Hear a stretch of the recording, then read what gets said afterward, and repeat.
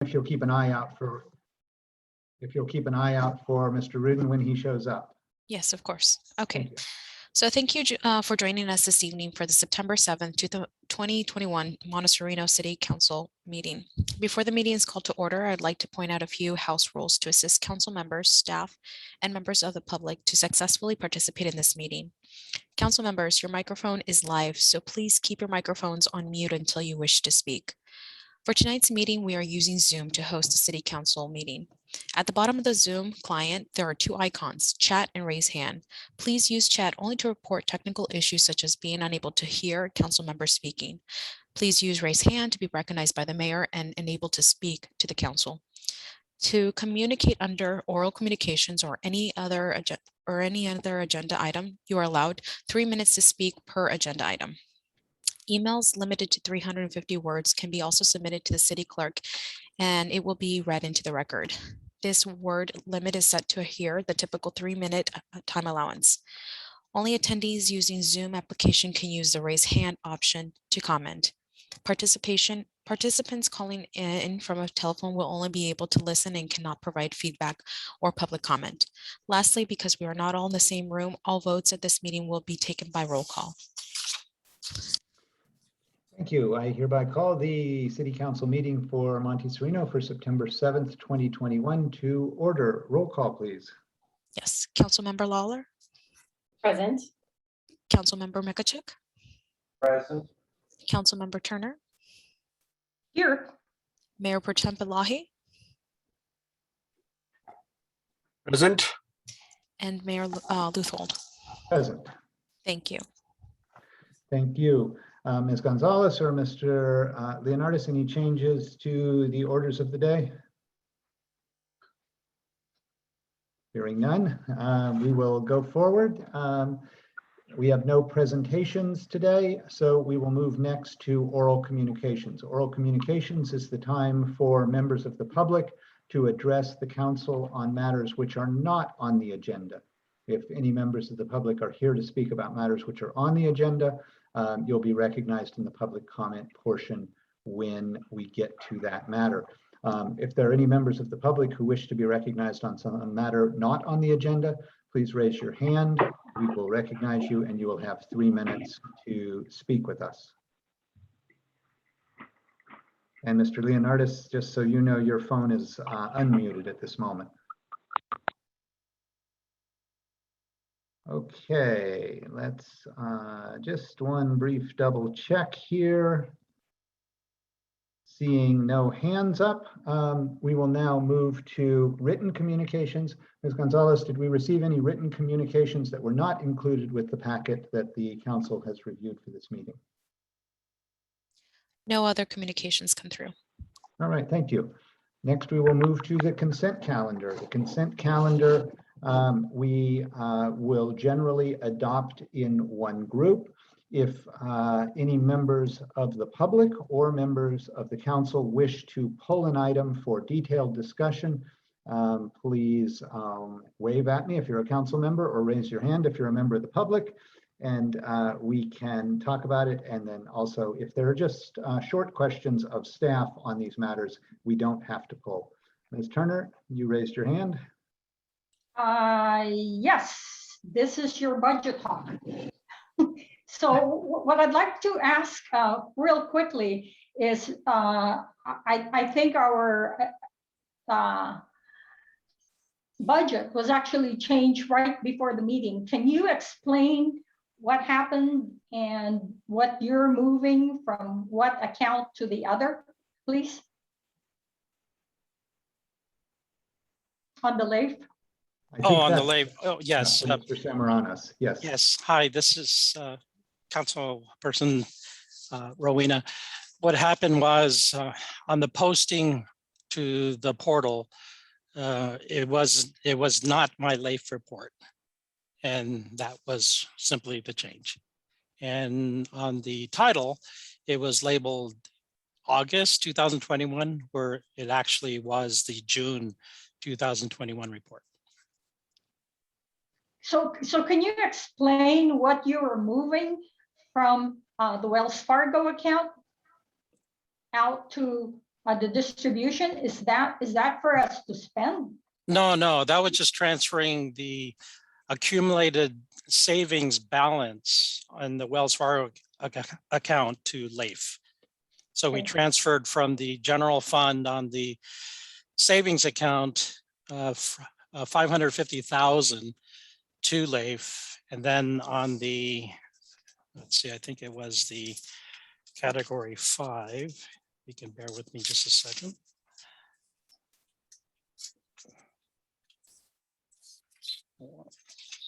You also transferred some money for the police department, and we were left with $1.26 or something like that. Yes, because when we pay police expenses and pay the pass-through of that COPS grant, we fund it from our disbursements account. And so what I was doing was transferring the money that's been accumulated in the police account over to the disbursements account. Okay. So getting back to your original question, from the Wells Fargo savings account, we transferred 200,000 from Wells Fargo to LAIF for the traffic safety category. Yes. And then we transferred 550,000 from the reserve fund, unrestricted reserve fund to LAIF. Okay. Okay, thank you. Sure. Thank you for Right, that clarification. Thank you. Mr. Mekechuk, brief questions or something you want pulled?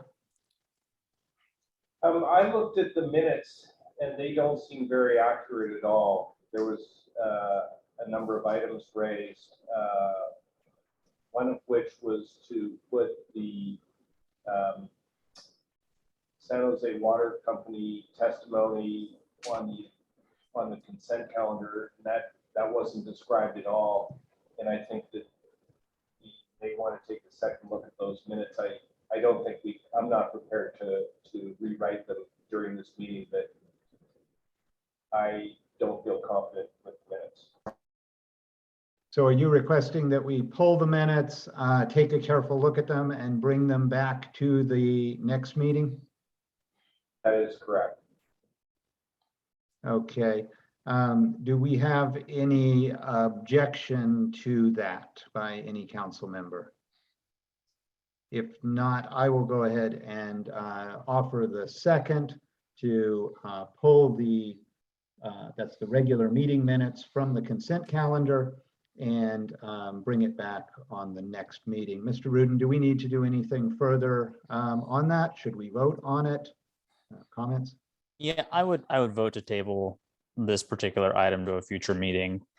I would say that typically, there's no requirements for minutes to be particularly verbose. They really just need to transcribe the actions the council took, the motions that, that were voted on, and what the city did and didn't approve. So, to the extent that there's concerns about the minutes not being sufficiently detailed, I don't think that that's specifically required, although certainly can be included.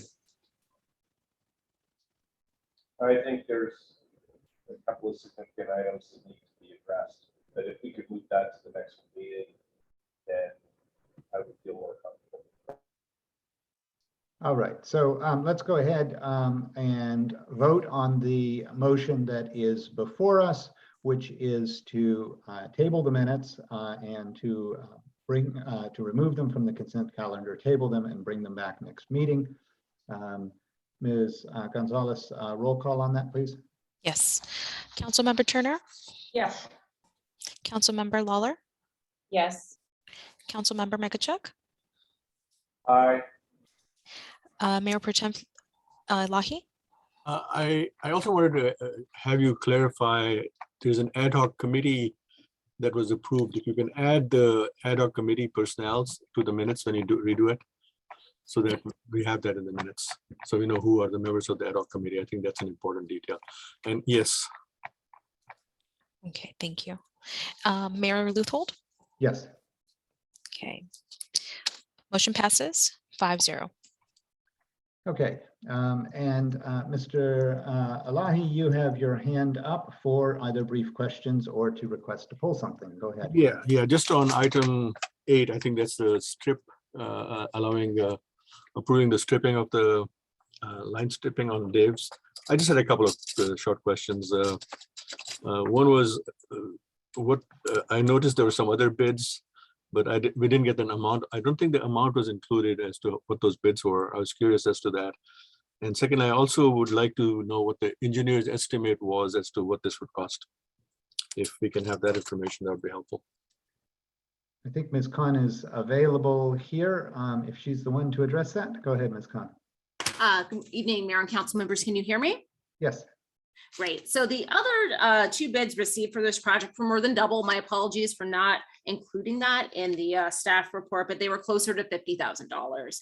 The engineer's estimate for this project, there wasn't a formal one done. Typically striping, as I put in the staff report, is done with a repaving of the street, and it's not really a standalone project. And this particular striping included school zone striping, which is something particular and specialized.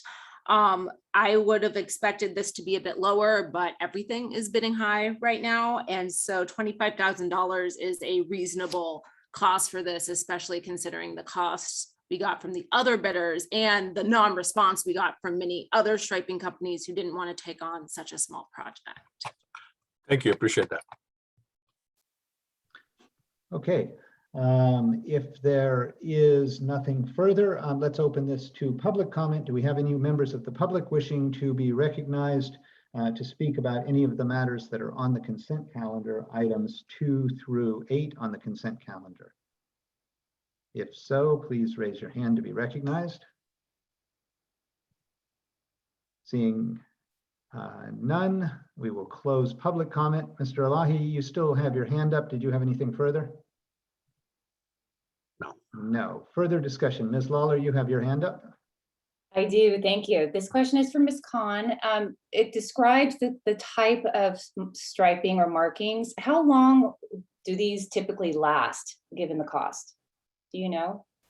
So for this, it's not thermoplastic, which would be typically put down, which would be like 7 to 9 years. This is plastic beads, so paint, basically. I would expect it to last 3 to 5 years. As stated in the staff report, we are intending on resurfacing these streets within the next like 5 to 7 years. And that's why we're going with the cheaper alternative that does not last as long. All right, thank you. All right. Any further questions or comments? If not, do we have a motion to adopt the consent calendar? Mr. Mekechuk. So moved. A second? I'll And the second. motion to adopt the remaining consent calendar items, yes? Yes, the 2 through 8. I'll second. Okay, roll call vote, please. Yes. Councilmember Mekechuk, Aye. Councilmember Turner, Yes. Councilmember Lawler, Yes. Mayor Pro Tem Elahi, Yes. and Mayor Luthold. Yes. Okay, motion passes 5-0. All right, moving Thank you. now to our unfinished business. There is none. New business. The first item of new business is discussion regarding awarding of a contract to NBC Construction and Engineering, Inc. for the Monte Sereno Community Center project in total amount not to exceed $757,099, and determining that the project is exempt from CEQA pursuant to CEQA guidelines, section 15301. Do we have a staff report on this? Yes, we do, Mayor. It's Jessica Khan, City Engineer. As you said, the first item we have on new business today is award of contract to NBC Construction for the Monte Sereno Community Center. The Monte Sereno Community Center project is in the fiscal year 2021 budget for $607,000 when you include the resurfacing of the City Hall parking lot. This project is to convert the old post office or annex building into a community center space. It is partially funded by the State Parks Prop 68 grant and potentially possibly funded by a clean energy grant. This staff put this project out to bid in early August and received 4 bids on August 25th. The lowest apparent bidder was determined to be non-responsive. The lowest responsive and responsible bidder was NBC Construction and Engineering. Staff is recommending awarding a contract for the base bid, which is the building renovations. And then for one of the alternatives, which is to upgrade the electric charging station to something that is more user-friendly than the electric vehicle charging station that is currently underutilized at City Hall. The other two additives to this bid were a Tesla roof and battery storage and the resurfacing of the parking lot.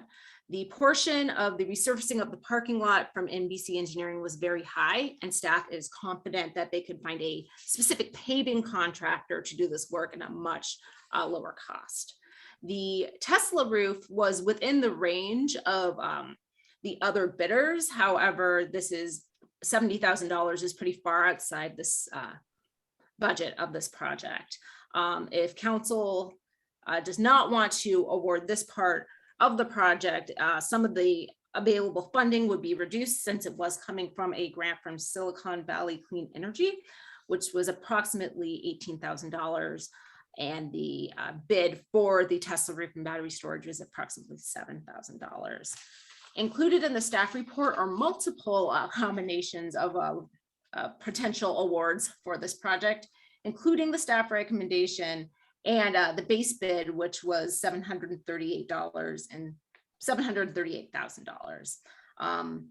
I know there was a lot of options given there, but that is every single combination that you could possibly award for this project.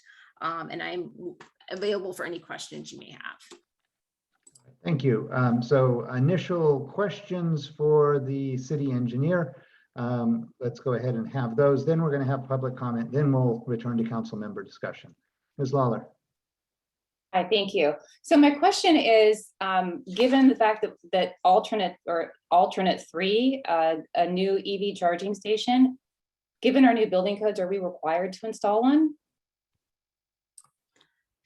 Not to my knowledge. And the one that we have is technically functional. It's just not user-friendly and underutilized. So it is something that does function, does technically work, but is not being utilized at the rate it could be. All right, thank you. Mayor Pro Tem Elahi. Yeah, I kind of looked at the bid and it ends up being like $1,000 per square foot. And that's probably more expensive than it costs to build a brand new building. So I know we're doing some other stuff with that also, but it sounds like a fairly high bid. And I also noticed the engineer's estimate was closer in the $500,000 range. There was one bid that was knocked out because it didn't comply with, they didn't present it properly. So I'm just really curious as to the price of what's going to take and whether we want to spend that much money. I know we need to get this done. We need to get this project done. In fact, I was pushing to have this thing done because the building was just sitting there. But the bid amount seems somewhat excessive. And it may be worth it just to do a focus bid. On the solar panel, there may be more funding available from Silicon Valley Energy or from other climate resources subsidies that seem to be coming, that seem to be on the way. So and that doesn't necessarily need to be done right now. That could be done when that's clarified. But I'm trying to see if we can get. I mean, this bid is. It looks $1,000 square foot just doesn't sit well with me for a building, just to renovate a building. It's not like you're putting in new plumbing and new bathrooms and new fixtures, or maybe you are. So maybe you can explain everything that's going in there, which would explain why it's so high. Thank you. All right, Ms. Khan, any comments in terms of the scope of this and kind of what makes up the price and your comfort level with what you're seeing as opposed to that lower bid, which is non-responsive in some form? So I will say building and labor costs, as you know, are very high right now. Public projects tend to be way more expensive than private projects just in general because everything is always done to code. I agree that these are very high prices. I think that's just kind of the climate right now. The building is more or less a total gut job, as proposed right now. There are all new fixtures, all new floors, new lighting. There's a whole like wall being taken out and being made into a glass door to have an outdoor patio being built. So it is a significant project, but I do agree that the prices are very high. The bid that was non-responsive, I can't say much to why their bid was so low. I can just say that they were missing documents and other things that are required to be a responsive bid. So staff didn't look that deep into why they particularly bid the way that they did, just that it was missing pieces that made it something that we could award. Yeah, I understand building costs are high, but they are going down. Lumber went from, I don't know, $1,500 to about $400 or $500. So some of those costs are coming way down. Now copper is down from $480 to about $400, whatever the function they use. So it may be worth taking a look at these things again, given the new costs and all that. And I know public projects are going to be a bit higher, but paying $1,000 a foot is that's a real luxurious home that you're building. That's all the comment I have. Thank you. All right, and we'll come back to council member discussion in a while after we have public comment. This is really the time just to elaborate and ask our questions. Ms. Turner. Yes, I do have. Let me make a comment and then I have a question. When we originally approved this project, or we looked at this project, it was at $600,000. The expectation was that the economic conditions would be improving. That no longer appears to be the case. And the cost has grown more than a third, potentially to $834,000. So we've also added an EV charging station. We spent $15,000, if you remember, to put the current charging station. Now we're proposing a new one, and we really haven't gotten any reports on how much the current station is being used. Is the city still paying for the usage of the charging station? How much does it cost us on an annual basis? How many residents are actually using it? And what justifies the expense of a new one? So those are my questions. Then just to offer a little perspective, right? Past councils have managed the city's money very frugally. They built up significant reserves as cushions against difficult times. I know some would argue that they were too frugal, but I am concerned that we're stepping too far out of that mold. I know that some have derisively called me a budget hawk, and that, if that's the case, so be it. But I want to share my concerns about spending too much at a time like this. Thank you. Thank you. Other council member questions? Anyone else with questions for Engineer Khan at this time?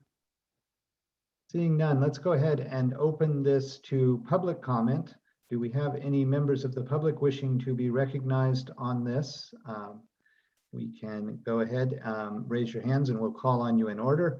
We have an Allied Souza is first up. You'll have 3 minutes to talk once we get you recognized. And go ahead when you're ready. Go ahead. Okay, that's Alexandria D'Souza. That's my daughter's name of this computer. So my question is, why wasn't the residents of Monte Sereno, why didn't they know about this community center? And why are the council members going ahead and just doing this very expensive project? When I heard about it, I basically sent many emails to all the council members, did not receive any response back from them. And my questions to some of the community residents, which I talked to, was what would bring them joy, and the joy that they would get, and for me and our family, was bring the post office back. The residents think the cost of the community room is high. We don't want it, which will cause noise and more traffic after hours. We do not want the closure of the entrance to put our mail in the drive-through area mailbox to be moved. And we left it over 35 years. I heard that it was, they only need one. Well, it's pre-existing, so it can stay there. And 2 entrances is better than only one, with more traffic on Rose Avenue. So most of the people that I talk to do not want this community center. Why are not the residents of this city being sent a questionnaire asking them what they want? And the city council members should not be making this decision on their own. All right, thank you for your comments. Anyone else wishing to be recognized? Members of the public wishing to be heard today? If so, please raise your hand. Yeah, same computer. This is Daniel D'Souza. And All my right. comment is I moved here about 31 years ago, and it was a very, very peaceful place. And that's why it was called Monte Sereno. I think with this community center, like I've seen in many other community centers, it's extremely, I would say noisy, but it isn't peaceful. So let's keep Monte Sereno, a peaceful mountain. All right, thank you. And for that your was comment. Daniel D'Souza. Daniel D'Souza, thank you.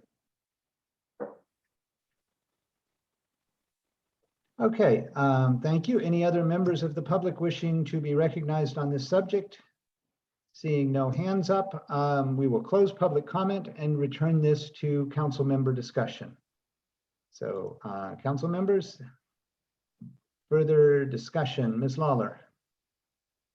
Thank you. Didn't we send out didn't we poll the community via Nextdoor like a year and a half ago when we first started coming up with this?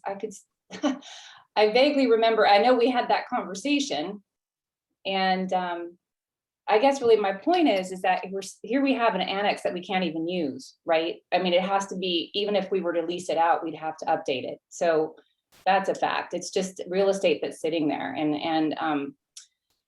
So I agree the bid is high, and it's definitely makes me a little bit uncomfortable. At the same time, this is really more of an investment in the main goal of updating it was to provide a safe space in the event of emergency, right? It was to provide a cooling center in case there was heat waves or power shutoffs. I mean, those were the original ideas behind it. The community center aspect of it was just added ideas on what it could potentially be used for. So I really just want to focus on what do we need to do with that building? What was the original intent, and how can we accomplish that? Either with getting a line item budget on this from the bidder, maybe we can have control over materials and discretionary review. I don't know what that looks like, but either way, it's high, but at the same time, it's an investment, and I'd like to know how much that property would be worth once it's finished. All right.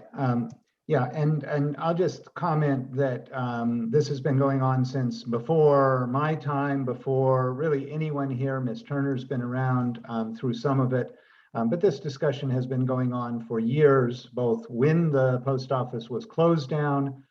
It's been going on through successive councils since then about how to make use of the space. And as you point out, Ms. Lawler, it's not ADA compliant. It really can't be used for any purpose right now. And the idea of creating something multi-purpose was what brought this project forward, put it in the budget, and intended to go forward. Now, costs, of course, are an issue. And I'll have some questions when we come back around on this for Mr. Rudin about the process of the bidding and so forth, and what our options are. But let's go through and talk to everybody first. Mr. Mekechuk. Thank you. I do recall this being an important item for several years now. And this is no surprise, I don't think, but perhaps obviously to some people it is. I think the surprise is in the cost. And I share Councilmember Turner's concern regarding the EV charger. And I think that seeing the existing charger there unused for so long is not a good use of resources. What I'd like to propose or offer to council is maybe this is something that could be sent, this contract and review or the bid and the review could be sent to the finance committee, have the ad hoc finance committee, have them come back to council with an analysis and some recommendations, alternatives on how to move forward. Because I think as Councilmember Lawler pointed out, this is to serve a variety of functions that we truly need in the city of Monte Sereno. So those are my comments. All right, thank you. Mayor Pro Tem Alani. Thank you. Yeah, I think from day one that I got on the city council, I wanted something to be done there because that was just wasted space. The area is wasted, the building is wasted. So something has to be done. It has to be fixed up and improved. And ultimately, what happens there, as far as whether it's calling it a community center, might make people think like you get hundreds of people out there partying, having parties and stuff like that. But there's a variety of uses. It could be used as a teaching facility for specific classes. It could be, just a get together conference room for a few people. So, and I think the community will have their input as to what and how far it gets used. But we do need to get it fixed up. So if you can take a look at the cost on these things, maybe send it out to another bidding process, and with their understanding. As far as the EV charger is concerned, I think that can be eliminated. It's something that, unless the law requires us to do it at this point, which I don't think it does. Silicon Valley Clean Energy, I believe, has a bunch of subsidies for EV chargers also. We may be able to get in line and get a free one from those guys. So, but what we need to discuss today is whether we should be sending out for rebidding, or whether as the finance committee, we can sit down and take a look at it and come back with an ad hoc report going through each of the numbers or not. My thought is if we can set it up for rebidding and a more limited scope on it, then that would be helpful. All right, thank you. Councilmember Turner. Yes. What I would like us to consider are the suggestions of the residents that live around City Hall, like Ruth Anderson. What I'm suggesting here is that we pause to take a survey, not a next door survey, but a more reliable and official survey, to determine whether if there is significant resident support for these expenditures at a time like this. When a previous council rezoned the church to build an apartment complex, there was a huge resident opposition. Let's get data from which we can support our decision. And then we have already drawn down on our reserves, right? Now we're proposing to reduce it by another 635,000. And then we are in uncharted economic waters. The economy is turning down again. Inflation is rapidly rising, right? We do not know what the COVID restrictions may be imposed on us when winter comes.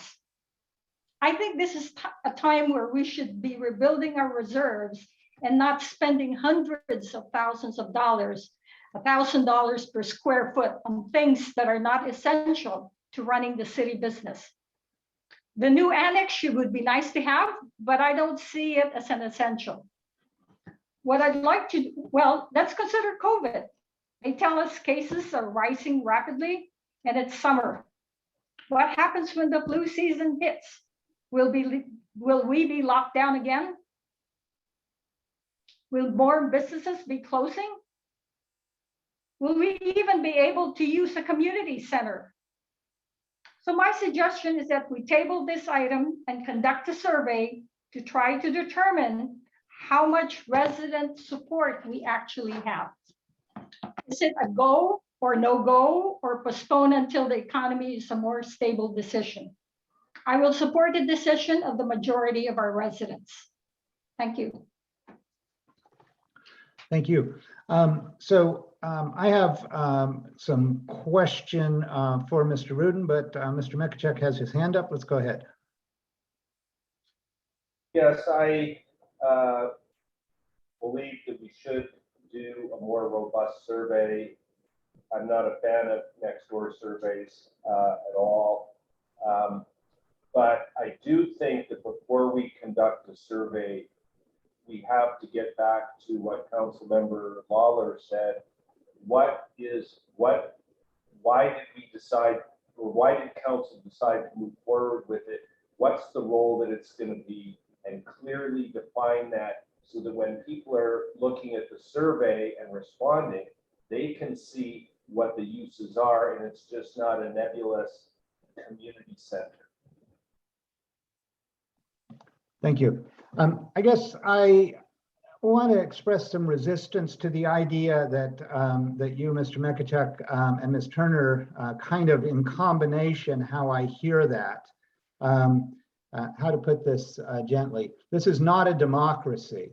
We're not asking the residents what they want to do. They elected us to make decisions for them and to do our jobs. If we want to put a referendum out and spend $100,000 asking the residents to vote at an election on what we do, that's the right process. If we want to survey what people are interested in having, that's fine.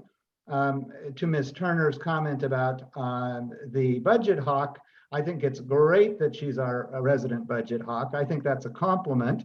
She watches our budgets and is very conservative with our money, and that is a very important perspective to bring. So I hear all of the comments about rebuilding reserves and unknown futures and being careful and not liking the bids. And I think that's all great input. But I do think we have a building which is deteriorating, has been for many years. We can blame prior councils for not taking care of it. We can blame the ADA for requiring upgrades before we can use it. But we can't even use it for city staff overflow, for emergency use. We really do need to make this a viable place for the future. Now, whether we choose to spend that money now or not is here for robust discussion among the council. The community, I think, I mean, of course I care about their input, but it's not their job to weigh in. We have a community that probably about 50% would love to see things used and 50% would like to not see it used. And the neighbors who are closest would prefer that nothing happen there that increases the use. These are all things that we've been considering for years and will consider as we go forward. It's our job. And as we like to point out, we're not paid to do that job. We're elected and we volunteer our time to do the very best we can for the community. So I'm interested in what I hear about ways to bring this down, the cost coming down. My question for Mr. Rudin is, if we do we have the option to simply not accept this bid and have the finance committee or others review and perhaps create a new scope and send this out for a new bid? Is there any concerns about that approach? No, there's not. Really, the council's options at this point are either to award this contract as, bids were put out in the form that's presented by staff. Council can either choose the alternates, including the charger or not, or it can reject all bids and then in the future at some time rebid. If the council doesn't want to take action, this item can be tabled tonight so that staff can come back with any other additional information you may want. I say that cautiously though, because these bids are only binding for a certain period of time. I think it depends on exactly what was specified in the city's bid manual that they put out for bidding. So, I think it'll likely be fine to put it back until the next council meeting, but, we can't defer this forever. And so, if the council doesn't want to move forward with the project or thinks that it can we can get better bids, if it's rebid with a lower scope or a different scope with some value engineering, I think that that's perfectly fine. All right, thank you. We have some more hands up. Back to Ms. Lawler. I saw yours first. I was just going to piggyback on what you said. Thank you. We are sitting on an asset, right? And we're not using it. And we could reinvest money, we're making an investment. We're just shifting it from a fund into a building and basically reinvesting in our future and adding value. And so I really like the idea of coming back in a couple of weeks and potentially actually having the ad hoc committee take a look too. I think those could be prudent. Thank you. All right, thank you. Mr. Mekechuk and then Ms. Turner. Thank you. I'm sorry, Mayor Leopold, if I wasn't clear. I support moving forward and utilizing the annex and putting that asset into use. There is no question in my mind that that must be done. I was saying, though, that if you wanted to do a survey, then you should make sure that the information in that survey is appropriate. I agree with you that this has been decided upon and we need to move forward. So my final comment is I think that the words value engineering are in there that Mr. Rudin used, and we really need to think through what the scope is, because I think we can reduce the cost of this so it is cost effective and we have an asset going forward that will really benefit the city of Monte Sereno. All right, thank you. Ms. Turner. Yes, I wanted to ask a question of the council, or maybe our city attorney. Who is the project manager for this project from city staff? Is that the city manager? Is that going to be Jessica Khan? Is it going to be Ali? I mean, I would like to see this project move out. If we're going to approve this project, I want to see it move smoothly. So I want to be able to hold a person responsible for project managing this. And who would that be?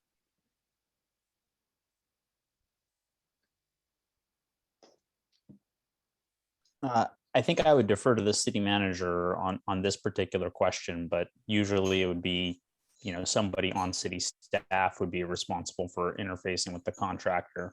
Typically, for most public works projects, this is a public works director or city engineer type of position. Okay, so ultimately, it's really the city manager, right? The buck stops with the city manager. Thank you. But if it's assigned, it sounds like if it's assigned to the city engineer and the city engineer has the resources, then that's delegation, but comes back to the city manager to make sure the project is done and done satisfactorily. Okay, so just to make my own comment, right? I think as city council members, we are representing the community. We are not dictators. So reducing the scope may be good, right? It's not shifting funds. You can't get them back. I mean, yes, we may be able to support making the asset usable, right? But what I'd like to do is to make sure that this project is successful and that we assign the appropriate person to manage this from beginning to end. Thank you. All right, thank you. And I'll jump in. One of my notes as I was listening to this discussion and the idea that we may be going back and changing the scope potentially, Mayor Pro Tem Elahi brought up the idea of more Silicon Valley clean energy or other energy grants. I would suggest that when we're looking at this, we should also be looking for every other type of grant that might be available. There are lots of infrastructure, lots of COVID funds. But there previously one of the councils had discussions with the library, and they had offered, the Santa Clara County Library District had offered that if there was a library pickup and drop off kiosk there, they would contribute a certain amount of money to it. So I think there may be significant or a combination of minor grants that could be explored as we look for funding sources so that this is not fully out of our budget. So something else to think about as we go forward. Mayor Pro Tem Elahi, go ahead. Yeah, thank you. Yeah, no, that's the thing. I think in fact, the people who live around this annexee will benefit the most. I mean, if you have places like a library there or a conference room or some other things, they will really benefit more than anybody else. I don't see this as a big community center because that, it's like marriages going on and everything else. One other thing is the COVID is not going to affect us. Fortunately or unfortunately, our revenue comes from property taxes. Those property taxes are not going to go down. They're already probably, because of Proposition 13, they're already at a stance where even if a property value goes down, the tax doesn't go down. There'll also be more transfers. So our revenue is not going to be affected. I think we'll still stay pretty much having the same income we're getting now. What I'm looking at is because of COVID, the expenses might come down. The cost of building and the things of those sort might come down. So I think that's one reason that would help to redo the bidding on this process. And then we need to sit down and basically we definitely will get the community ideas as to what it should be. The post office was costing us money, as I understand. Every month we have to pay the post office for each one of those post boxes. I think cost us $1,000 a month or something. So that was an expense item that the city council got rid of. But let's, and the city council has already approved the project. I mean, a lot of work has already gone through to bring all the plans and procedures that Mr. Leonardes has presented today and has presented previously. So we've already approved the project. The only question is now we're fine tuning it, what the budget should be, how much should we spend on it, and ultimately what we should use it for will be input that the city will welcome from the city as to what they think is the best use for it. All right, thank you. All right, it sounds like we have a consensus to at minimum table this for at least another meeting or two, check the deadlines on it. As Mr. Rudin pointed out, by simply tabling the item rather than rejecting it out of hand right now, we can let the Finance Committee investigate, if that's the choice of the council, investigate further options and ideas without actually rejecting this bid immediately. If it's the council's choice, we could also reject this bid at this point, in which case it will be gone and we will be looking at the scope, the value engineering, ways to improve the project or the budgeting of it. So do we have a consensus or someone who wishes to put forward one or the other of those options? Ms. Lawler, you have your hand up. I like your first option of tabling it for now, having the Finance Ad Hoc Committee look at it. At least that gives us the time after 2 weeks, then we could, reject the bids. It gives us the most options. All right. I've seen some nods. Would you like to put that forward as a motion? So moved. Second. All right. Ms. Gonzalez, roll call on tabling this until the next meeting. We'll bring it forward next meeting and then make some decisions. Meanwhile, it is assigned to the Finance Committee to dig deeper into options. Councilmember Lawler, Yes. Councilmember Mekechuk, Aye. Councilmember Turner, Yes. Mayor Pro Tem Pavlahi, Aye. and Mayor Luthold. Yes. Motion passes 5-0. Thank you. All right, thank you. Moving now to item 2 of new business.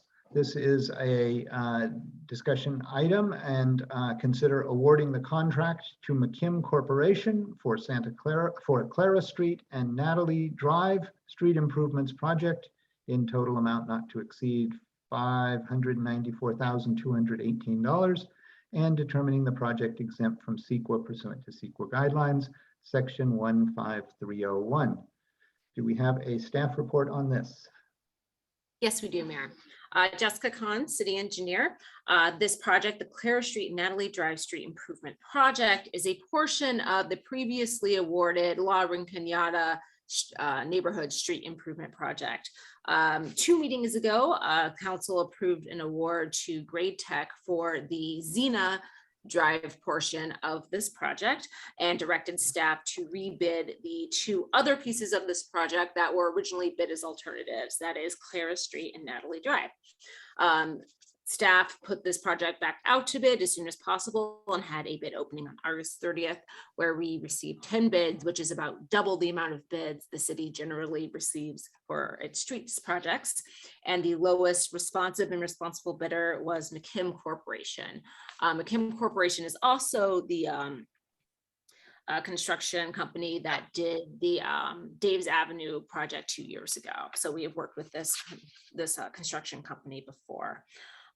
So in total, if this project is awarded, the entire Auburn Kenyatta Neighborhood Streets Improvement Project will be $1,235,000.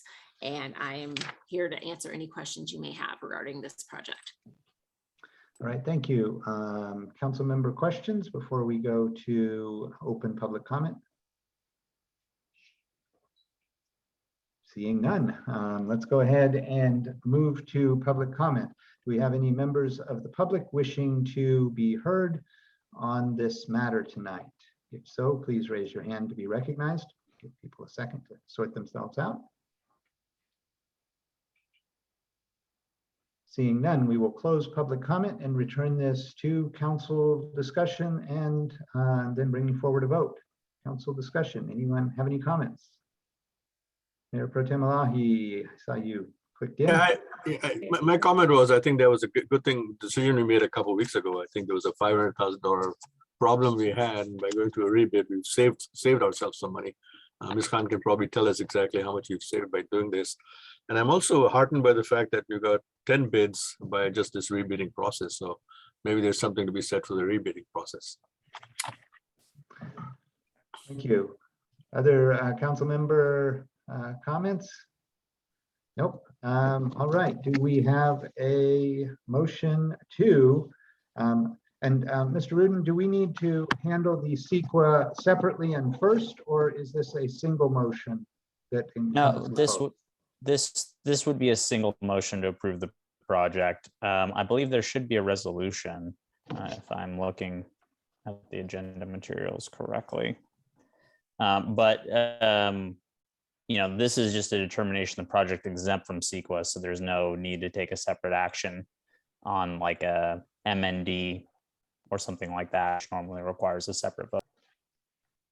All right, let's see. There is a resolution. If no, I'm not seeing the resolution in the packet that I have. Do we have, does staff know if we have that detailed resolution? And it should be the first attachment to the agenda item. Maybe at the front of that item. Let's see. Yes.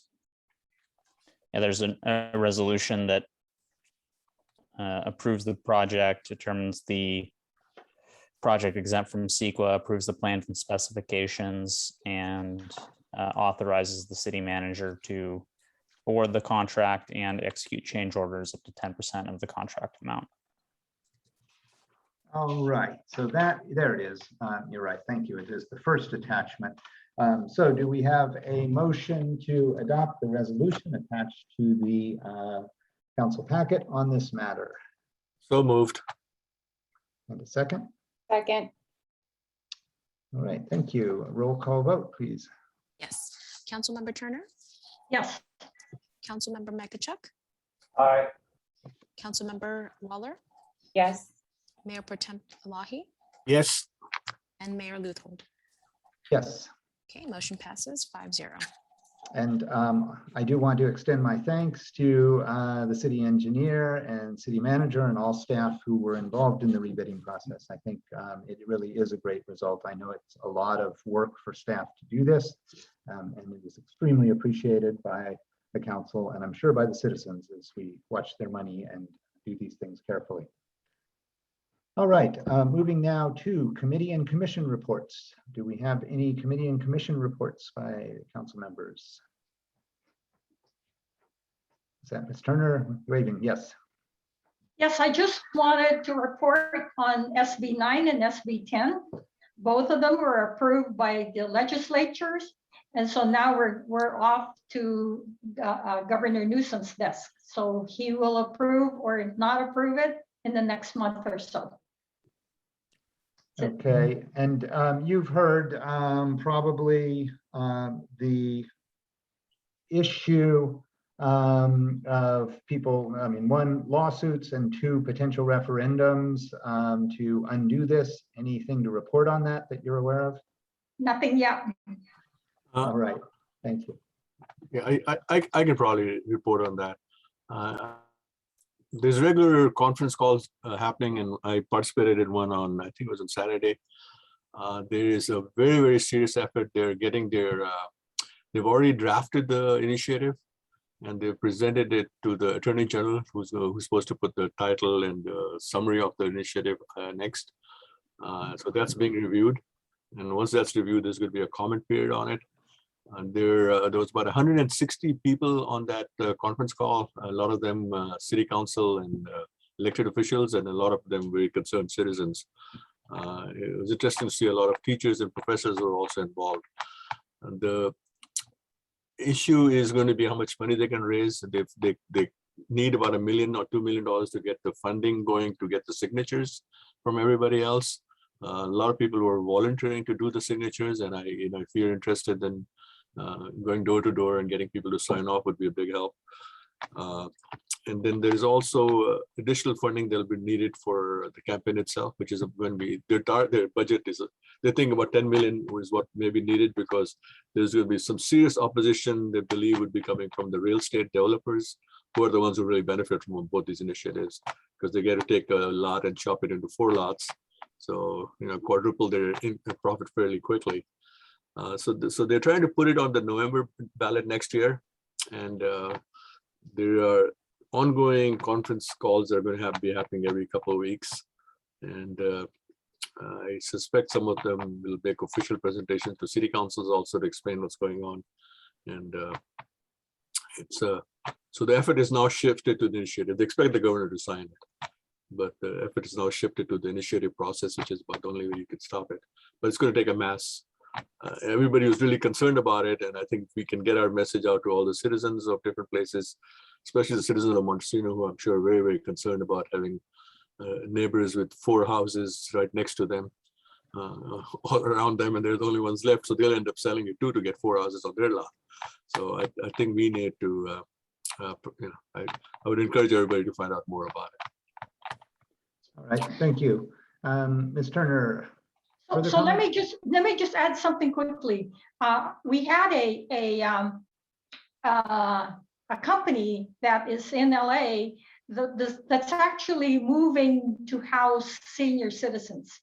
And what he suggested, what they were looking at, was a building for senior citizens with 480 square feet in each for each unit, and 960 square feet with shared bathrooms, shared utility rooms, shared dining rooms, right? And this is basically what they're looking at. So whether that will come to fruition or not, that's what we're going to expect. And the most expensive part of all of that, if you think about it, is the garage. Right. And so that's why they're trying to eliminate as much of the garage as possible, because the less garages you have, the more units you can build. So just wanted you to know that. Yeah, Thank you. And if I might continue a little bit, the other thing is that none of this SB 9 or SB 10 builds any affordable housing. It's all going to be market housing. And so that whole problem, the whole issue of helping people have affordable housing is going to get worse, because they're all going to do is build, split up plots and put houses that are about the same price as anything else. So we're not solving the affordable housing crisis, unfortunately. Yep. All right, thank you. Ms. Waller. Well, I was just going to piggyback on that and just say, given the bid we got for our community center, we know how expensive it is to build. So anyway, that's it. Yep. All right, other committee commission reports. Anyone else have any? Yeah, I wanted to update you guys on what's happening with these Zoom meetings and all that. There are a couple of bills that are in the process, AB 361, which will allow to continue as long as the Zoom meetings by Zoom, as long as there's an emergency. So if the state takes out its emergency, then if the city council or the city can adopt its own emergency, if you want to continue with the Zoom process. AB 339 requires larger jurisdiction to allow Zoom participation by public. Monte Sereno would not be required to do it. I mean, obviously we can keep it going, but we don't have to have that done. All right, and none of those have been approved yet. Those are simply in process. Yes, yes. All right, thank you. So we'll continue to monitor that. Councilmember Mekechuk. I heard that the town of Los Gatos moved to have their town council meetings in chambers 2 weeks ago. So I thought that was all on. Kind of interesting. Yeah, and we've been having discussion in the mayors and managers meetings with the surrounding West Valley cities about what they're doing, and I'm sure our city manager is plugged into that network as well about what's working, what's not working, and keeping an eye on what the legal requirements are. Last I heard, we're still on track that our first meeting in October might have a return to chambers, might have hybrid. We'll probably know more. Mr. Leonardis, hopefully you can bring this back. I think we talked about it as an ongoing item about how and when return to in-person meetings or hybrid meetings happens. Might want to schedule that, which segues us in, jumps us really to a future agenda item, but I'll put that out there since we're talking about that. Any other comments while we're in committee and commission reports, or let's go ahead and transition as well to council member comments. Any further council member comments? Ms. Lawler. I just wanted to say that it's the 20th anniversary of 9/11, and I wanted to take the time to honor the lives of those we lost on that day, as well as every service member we lost from that day forward. And I appreciate the fact that the flag is at half-mast at City Hall. Thank you. All right, other council member comments as we move through? Seeing none, let's go ahead to city manager's report. Mr. Leonardis.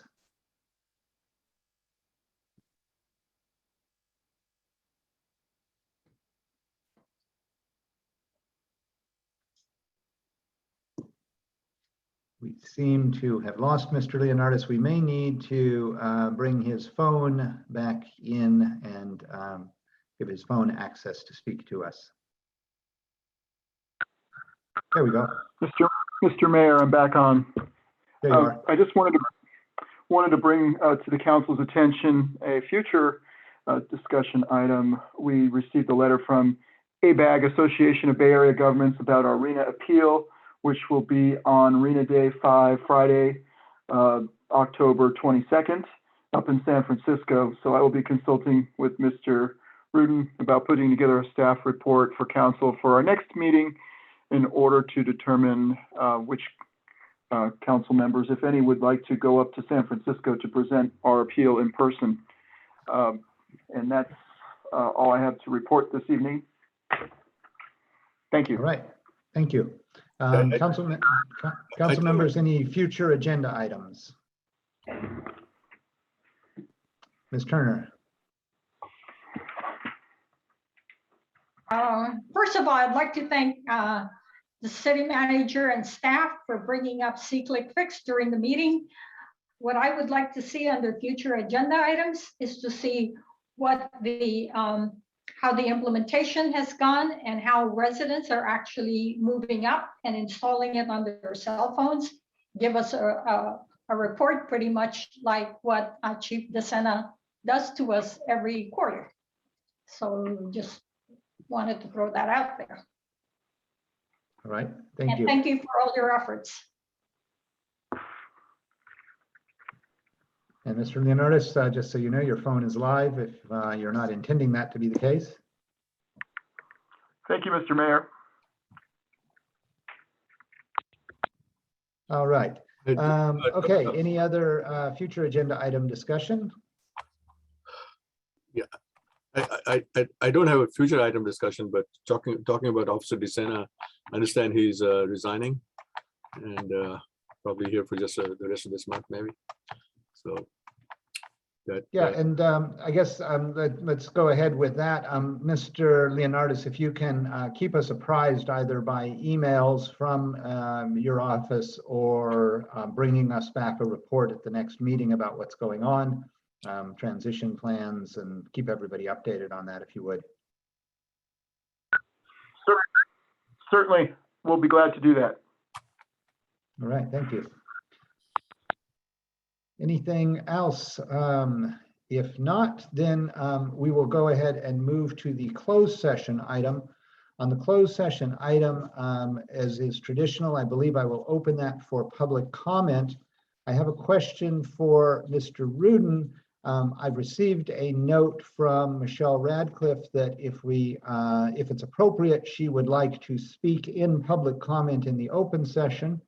I don't know if that's appropriate to have her speak in this open session now in the public comment, if she should be invited perhaps to speak in closed session. Your thoughts on that, Mr. Rudin? I don't believe we can invite her at this point to speak in closed session. However, as a member of the public, she's entitled to speak at public. All right, thank you. So let's go ahead and open public comment regarding the closed session item, which is public employee appointment, city clerk. And let's go ahead and recognize Michelle Radcliffe for 3 minutes for public comment. Hi, good evening, Mayor and Council. Can you hear me? Yes, thank you. Perfect, thank you. As you all know, I resigned from the city of Monte Sereno about 2.5 weeks ago. And I thought leaving Monte Sereno for another agency would be a good career move for me. And I realized after I left that wasn't the case. If there's any way I could be considered by the council to return as the city clerk, I would welcome and appreciate the opportunity. I do understand that there needs to be discussion and clarification on the reporting structure and expectations from the council regarding the city clerk position. And if given the opportunity to return as the Monte Sereno city clerk, I would like to be a part of that conversation. Thank you. Thank you very much. All right, any other members of the public wishing to be heard this evening on the city clerk employment issue? Seeing none, I will go ahead and we will adjourn to closed session. Ms. Gonzalez, if you will keep this meeting live, make sure that everyone leaves it, and then we will be returning to the meeting at the end of the closed session. Okay, sounds good. Thank you very much. See everybody in closed session.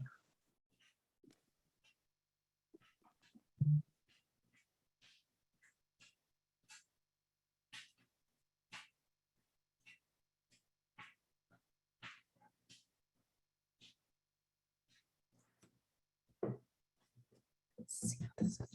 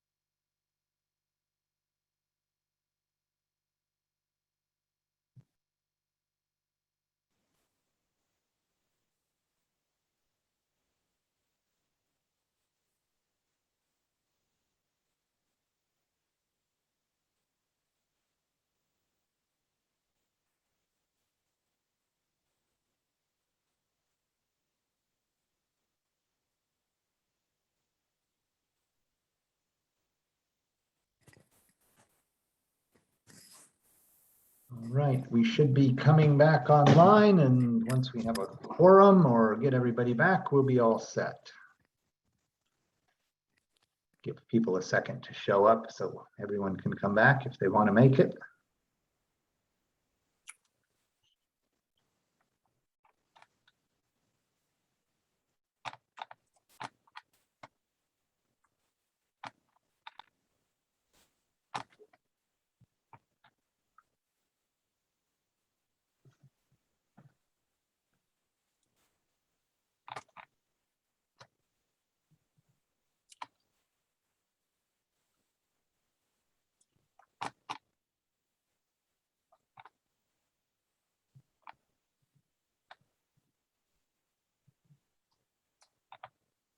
We'll give people about 45 more seconds before we announce a quorum and give up on other people rejoining.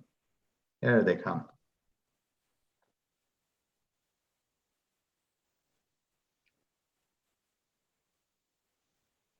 Ms. Turner is back, just waiting for Mr. Mekechuk for a few more seconds as a courtesy before we decide to go forward.